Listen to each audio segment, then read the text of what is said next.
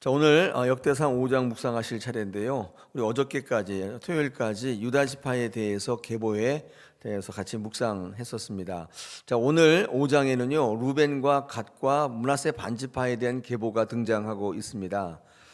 근데 좀 그렇죠. 유다 지파.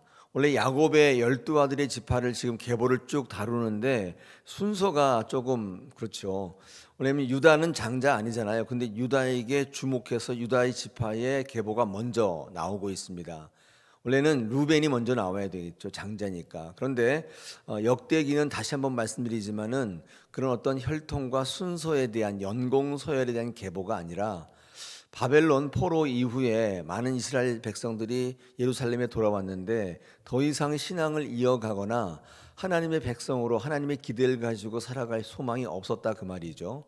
그래서 에스라가 이 역대기를 쓰면서 특별히 사무엘이나 열왕기 역사서가 있는데도 불구하고 역대기를 쓸 수밖에 없었던 이유는 그들을 다잡아서 다시금 하나님의 백성으로 살아가게 하기 위한 목적이 있는 역사서예요.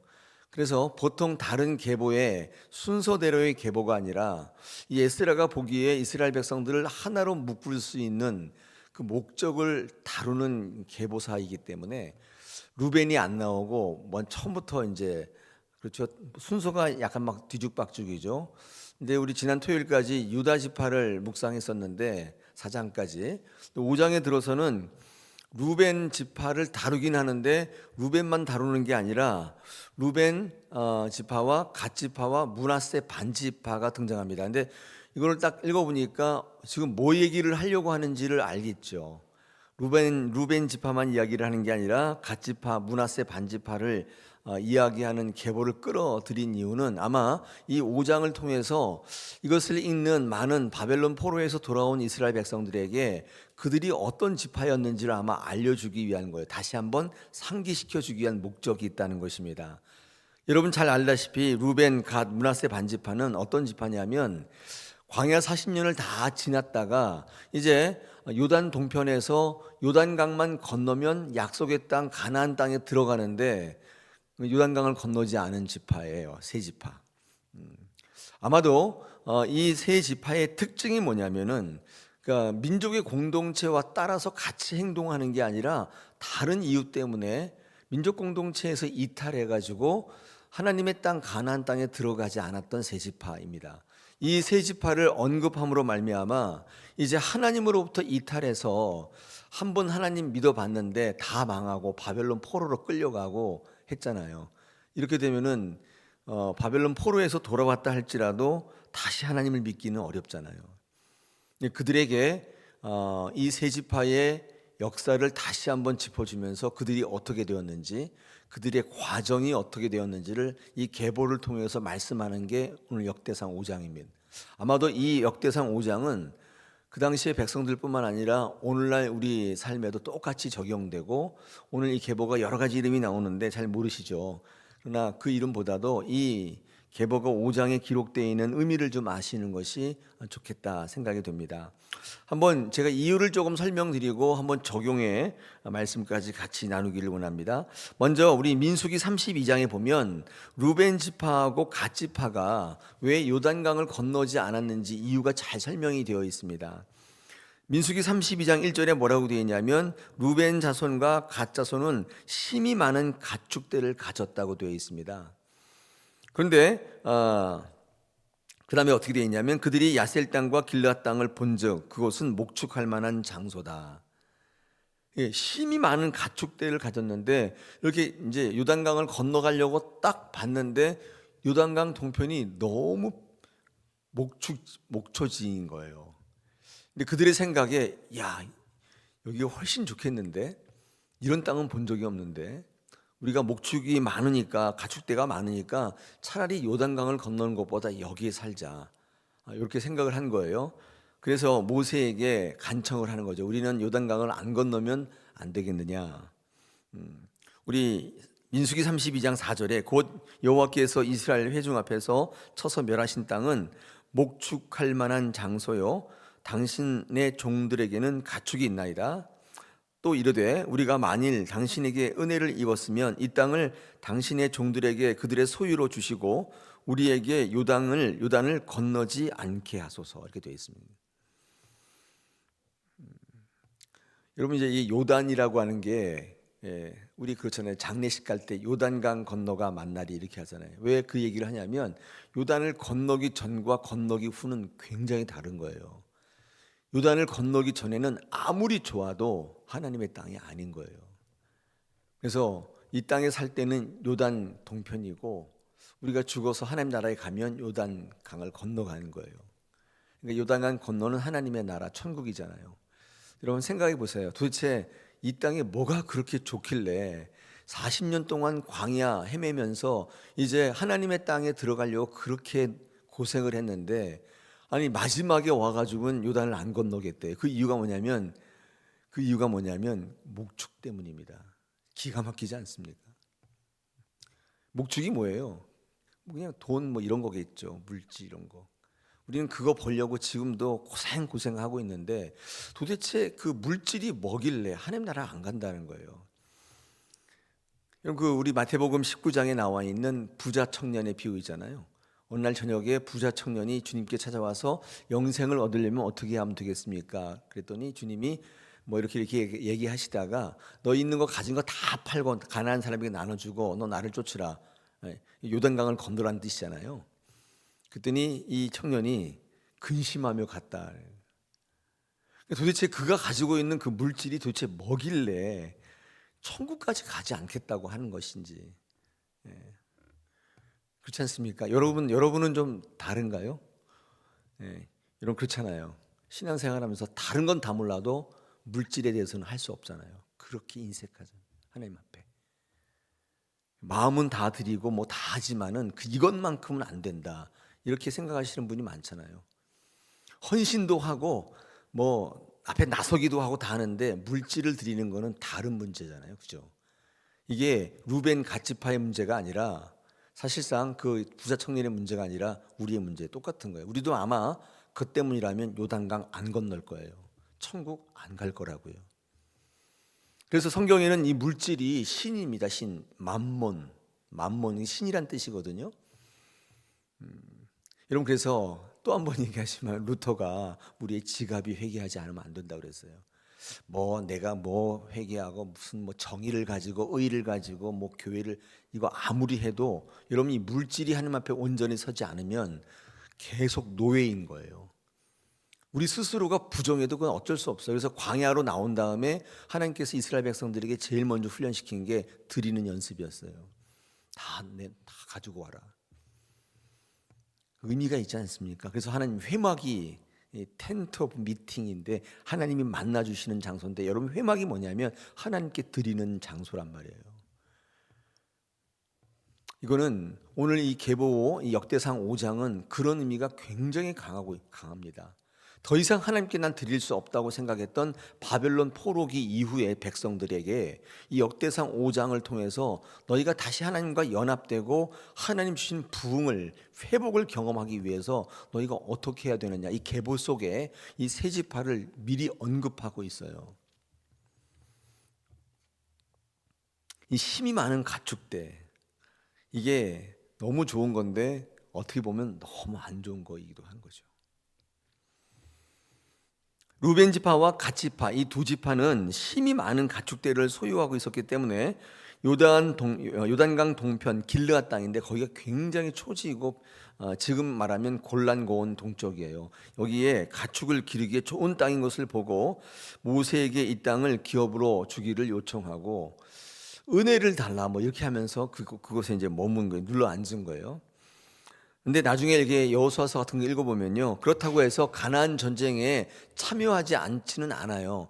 이 땅을 우리에게 주면은 우리 가축하고 가족들은 여기다 남겨놓고 대신에 다른 지파들이 요단강 서쪽에 있는 가나안 땅을 정복할 때 함께 싸우겠다 약속을 하고 그 약속을 이제 듣고 모세가 그 동편을 그 요단강을 건너지 않도록 허락해 주는 거죠. 그러니까 이게 조건이 있었던 거잖아요. 자, 그런데 므낫세 지파는 루벤 지파와 갓 지파는 다르게 므낫세 지파는 목축이 많기 때문에 요단을 건너지 않는 게 아니라 요단 동편에 이미 싸워서 땅을 정복한 땅이 있었어요. 이게 야일과 노바의 땅이라고 성경 기록돼 있는데 거기가 다 그 뭐죠? 아낙 자손들의 땅이에요. 거기에 동편이 굉장히 좋았기 때문에 가나안 부족 가운데 가장 힘센 족속들이 거기 있었거든요. 거인 족속들, 아낙 자손들이 거기 있었는데 이 므낫세 지파들이 용맹했기 때문에 그래서 야일과 노바의 땅을 정복하고 있었어요. 그때 이것을 이유로 우리가 정복하지 않았느냐, 우리가 한 거다 이렇게 주장을 하면서 요단 동편에 남기를 주장해요. 근데 그 중에 므낫세 반만, 그래서 므낫세 지파의 반 지파가 동편에 남고 나머지 므낫세 반이 서편에 가서 땅을 분배받아요. 그래서 므낫세 지파는 동편과 서쪽에 둘 다 땅을 분배받은 유일한 지파가 됩니다. 자, 뭐 이게 이유가 다양하잖아요. 근데 요단강을 건너지 않은 두 가지 이유를 한번 추격해 본다면 그 첫째가 뭐냐면 상황이에요. 상황. 내 상황이 이렇다는 거예요. 제가 기도할 때 항상 그런 기도하잖아요. 우리 상황에 매몰되지 않게 해달라고. 여러분, 사탄이 여러분을 끌고 가는 가장 중요한 방법 중에 하나가 상황에 매몰되게 만들어요. 지금 이렇다는 거예요. 내 상황이 이렇다는 거예요. 여러분의 신앙은 그 상황을 뛰어넘는 것입니다. 그 상황에 끌려다닐 것 같으면 뭐하러 신앙합니까? 그 신앙을, 그 상황을 뛰어넘기 위해서 신앙하는 거 아니에요? 하나님의 능력으로. 근데 신앙하지 못하는 이유가 상황 때문이에요. 이게 아이러니하잖아요. 그럴 거면 그냥 살면 되죠. 그냥 거기에 순응하며 끌려다니면 되는데 우리는 그 상황, 사탄이 우리를 넘어뜨리려는 그 상황에 순응하지 않기 때문에 하나님께 순종하며 신앙하는 거잖아요. 신앙합시다 그랬더니 요단강을 건너자고 했더니 상황 때문에 못 건너. 그 상황이 뭐예요? 나 가축이 많다는 거예요. 지금 그 신앙이라고 할 수가 없잖아요. 우리들끼리 얘기지만 이런 얘기하면 또 속상하신 분들이 있으니까. 상황이요 여러분을 신앙하지 못하게 만드는데 이걸 뛰어넘은, 이걸 무슨 신앙이라고 하냐면 초월적 신앙이에요. 초월, 뛰어넘는다. 유월. 그 또 하나가 뭐냐면 이제 므낫세 지파 같이 자기의 어떤 능력이에요. 자신의 유익, 그러니까 자신의 상황, 자신의 유익, 이 두 가지가 신앙하지 않게 되는 이유이고 더 나아가서는 천국도 안 가요. 그냥 이 땅이 좋다는 거예요. 이 땅이 이제 곧 없어질 땅인데 여기다가 모든 거 다 쏟아붓고 천국도 안 가고 사명도 다 저버리고 그 물질 그 잡으려고, 그거 물려주려고 애쓰는 삶을 살아간다 그 말이죠. 그러므로 오늘 역대상 5장에 특별히 요단강을 건너지 않았던 세 지파에 대한 계보를 다루고 있는데 그 의미가 뭐냐는 것입니다. 그들은 한결같이 전체 공동체에 함께한 것이 아니라 각자의 길을 모색했던 지파들, 목축이 많다, 우리가 이미 정복하지 않았는가, 이런 어떤 자기 상황과 자기 유익을 내세웠던 그 지파들을 전면적으로 소개하면서 포로에서 귀환했던 많은 사람들이 다시는 하나님의 공동체 안에 가기를 원치 않았던 그들에게 지금 교훈의 메시지를 에스라가 역대상 5장을 통해 전하고 있는 것입니다. 근데 오늘 생각해 보니까 우리들이 신앙하지 못하는 이유도 딱 똑같이 두 가지 이유예요. 하나가 자기의 상황, 자기의 유익, 두 가지입니다. 자, 이제 중요한 얘기를 하나 이제 하고 이제 기도의 시간을 갖겠는데, 그러면 이들이 어떻게 되었는가? 오늘 성경 말씀에 보면 이렇게 되어 있습니다. 우리 5장 21절, 22절, 20절 같은 데 보니까 뭐라고 되어 있냐면 그들이 이제 하나님을 의뢰하고 부르짖었으므로 20절 하반절에 보니까 하나님이 그들에게 응답하셨다고 되어 있습니다. 그리고 21절에 보니까 수많은 노획물들을 가졌죠. 그러니까 이렇게 하나님의 공동체에 협조하지 않고 순응하지 않았던 사람들의 삶의 과정이 망하거나 그렇지 않고 잘 돼요. 그래가지고 이 사람들이 이렇게 한 것에 대해서 자기가 옳았던 줄로 알아요. 근데 여러분 25절에 가시면 어떻게 되어 있습니까? 25절에는요 그들을 하라와 고산 강가로 옮겨요. 거기에 있게 하지 않으셨어요. 이 하라와 고산 강가는 어떤 땅이냐면 초지가 없는 데예요. 여기가 궁극적으로 가늠했다. 우리 25절 같은 데 보니까 26절에 그렇게 옮겼다고 되어 있고 25절에 보니까 그들의 조상들이 하나님께 범죄하여 하나님이 그들 앞에서 멸하신 그 땅 백성의 신들을 가늠하듯 섬겼다. 자기의 상황대로 가겠다고, 자기의 유익대로 가겠다고 내버려 뒀더니 그걸 가지고 하나님을 섬기는 게 아니라 다른 신을 가늠하듯 섬겼다. 하나님께서 그들을 고산과 하라 강가로 옮겼다고 되어 있습니다.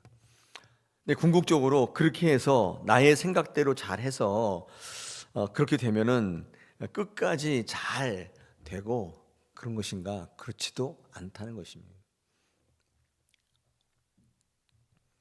결론적으로 이 역대상 5장은 이렇게 하나님의 공동체에 벗어나서 자기의 상황에 따라 자기의 유익에 따라 살아가는 많은 이 시대의 신앙인들에게 하나님 앞에 온전히 순종하며 하나님의 공동체에 동행하며 그들과 함께 살아가기를 권면하고 있습니다. 여러분, 우리가 상황이 있죠. 좀 실패한 상황도 있고 또 이렇게 하나님 믿다가 실족하는 경우도 있고 열심히 기도했는데 응답도 못 받을 때도 있고 그렇습니다만은, 그러나 궁극적으로 우리보다 앞서 행하시는 하나님께서 내가 지금 당장은 이렇지만 이 모든 것들을 합력해서 내게 가장 좋은 것 주시는 하나님이라는 절대 신뢰를 잃지 마시고, 내게 있었던 실패의 추억을 자꾸 붙잡지 마시고 그거 곱씹지 마시고 이것을 통해 역사하실 하나님을 바라보면서 오늘도 하나님께 달려가는 신앙을 견지하셔야 합니다. 이게 순종이에요. 이게 신앙이란 말이에요. 여러분, 눈에 당장 벌어지는 상황에 매몰되지 마십시오. 그걸 통해 하나님께서 어떻게 역사하실지는 알 수 없어요. 지금 당장 슬픈 일이 있잖아요. 지금 당장 속상할 일이 있잖아요. 그게 전부라고 생각하시면 안 돼요. 모든 거 합력해서 선을 이루신 하나님이신 줄로 믿습니다. 오늘도 그 긴 터널을 지나가실 때 성령께서 함께 하셔서 잘 이겨내게 하시고 저 끝에 보이지 않아요 출구가 달려갈 때 성령이 동행하시며 이기게 하실 줄로 믿습니다.